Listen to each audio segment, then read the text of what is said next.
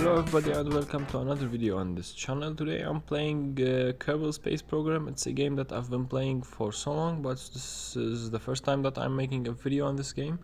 So first of all, I'm trying the robotics today. I'm trying to do the best build out of the robotics. So what's better than a folding station or a folding base? And by the way, the spacecraft file will be in the video description. So let's start the video. First of all, I started with an RCL01 remote guidance unit, and then behind that I started stacking some battery packs. By the way, I want this craft to be like the power source of my base. I have a moon base, so I want a power source for this base, and this will be a gigantic power source because I'm using those angular hangs in order to connect them to the body, and then I'm gonna put some solar plates on it, which I'll show you in a second. So after putting the angular bars on the body of the craft, I start connecting those scaffolding beams or metal beams. Then I wanted to use the robotics as much as I can, so I've placed another set of hinges in order to make this panel a little bit long, and this is the mechanism. First of all, they're gonna fold on each other, then the second part fold away from each other towards the base metal beams. After that's done, I started putting the solar panels on, and keep in mind those won't be the final solar panels. I'm gonna put some more, but those were just to fill the gap between the two bars, and I thought the shape of the craft will be better looking with those panels. And here I thought the panels need some reinforcement, so I tried to connect them with the support bar, but they turned out to be ugly, and I didn't like how they look.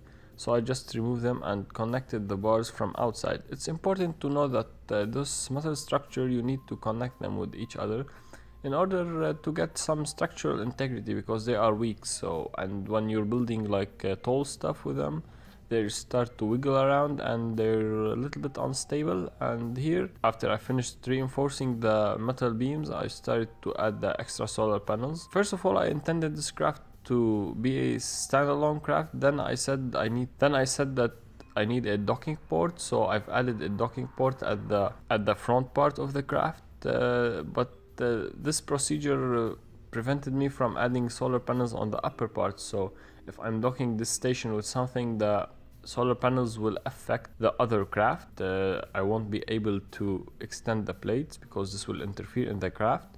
And then I've started adding a lot of batteries and the stairs so the crew can get out and into the craft. But just keep in mind, the craft will be edited a little bit, will be modified, because all these stacks of batteries wasn't safe. Like the craft was wiggling all around the place, and it was uncontrollable a bit. So that's why I'm going to remove some of the batteries later on. And now topping off the build, I found like it's a bit small build, so I added these huge heat shields in order to give it like some looks. And then I've added some of the sensors, scientific sensors. They're just for cosmetic purposes. And after I finished that, I started adding the feet of the craft. Now those feet I'm adding work well with my base, because the base that I already set on the moon has like some kind of a lift. So those hydraulic cylinders that are placed on the angular heads are useful for my build at least. And they are useful because I need to stabilize the build in order to make it all the same level. Yeah, the base that I'm building actually can shift heights, so it's all leveled up.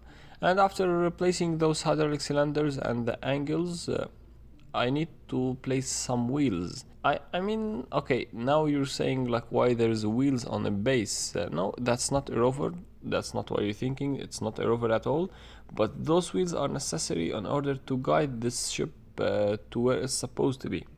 Because most of the time when I land on the moon, I land pretty far from the base, and then I need a way to transport this structure to the rest of the base so I can dock it. So that's why I'm using the wheels, and the wheels are connected to these decouplers, to these huge decouplers, because later on I don't want the wheels. They just ruin the scene of the base. So first I use the wheels to travel to the base, then I dock, then I lift the base, then I eject the wheels using the decouplers, and after all I level everything up using the hydraulic cylinders. And there's something that I forgot to mention are the lights and the satellite connection. Those two parts I forgot to mention, but they're just cosmetics too. And then after I finished the build and finished all the wheels, everything is in its place, I start adding the separators.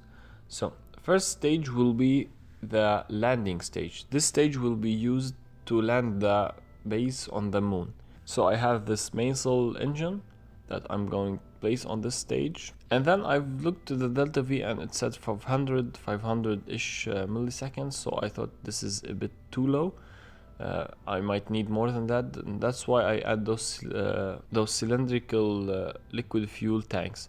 Then after all I just start to building up the boost stage, and I'm using the same size, which is the biggest size of the fuel tanks available, in order to be stable. And plus we need a lot of fuel and a lot of force in order to get this base up in the skies. It's a bit heavy base, it's a bit on the heavier side. So after building the entire base, I just added some stages, added the Rhino engine, which is just important. And nothing can be done without a solid fuel booster, because solid fuel boosters have a huge thrust power, so they can be helpful lifting this thing up in the skies and giving us some extra miles. And one important thing when you're using side rocket boosters is to connect them with the structure of the rocket, because sometimes they go flimsy and they start wiggle around. And the launching of this rocket, honestly, it's not the smoothest, it's not that stable.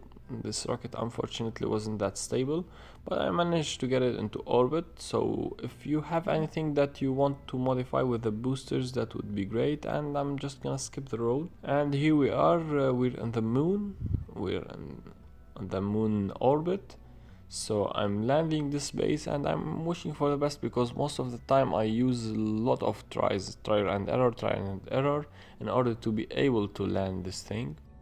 So I hope this thing happens from the first time, and that's no. Thanks God that I have a quick save. Always quick save before try to do anything dangerous or anything. So now I am going for the fourth attempt. Yeah, the first one that you saw that was a failure was the first, and this is the fourth. And I'm not sure why, but the rocket ended up landing perfectly. It just got that angle and landed on the ground, and I almost fell into the crater, but I was lucky enough to avoid it. And I'm just gonna skip the road, and this is my base. This is the moon base. I was coming a bit hot in here, so I couldn't stop in the correct stopping distance. And by the way, the 500 millisecond boosters, the 500 millisecond delta V wasn't enough, because right now I've got 200 left. So I tried to dock this thing. It's not stable. I'm not sure why it was skating around. And here you can see the hydraulic cylinders, what I was talking about, leveling the base. And while I was trying to dock, like the docking port that I chose was placed on the wrong side. Those huge docking ports supposed to be the flat side out, and all the sides on my docking port was the wrong side. I'm not sure why, but this rover, the last part of the base that I built, I've placed the docking ports on the wrong side, so I couldn't dock this thing to the main base. So I'm not going to just destroy everything, so I'm just going to place it right here. And now I'm testing the mechanism of this base, because that's the entire story, that's the entire thing of the video, is the ability to fold. And everything is working fine, but just please keep in mind that you need to follow the same procedure that I was doing by individually moving the angle HUDs, because remember the connections that we did for the base, those connections will cause the game to glitch and your base will start flying. The action group number 1 is for the deployment of the solar arrays and the sensors, and after you finished and place it wherever you want, you can lift up using the hydraulic cylinders, eject the wheels, and then finally using the command number 2 in order to deploy the heat shields And that's the video. Thank you for watching and hope you enjoyed this video. If you want the spacecraft file, you'll find it in the description, and see you in the next one.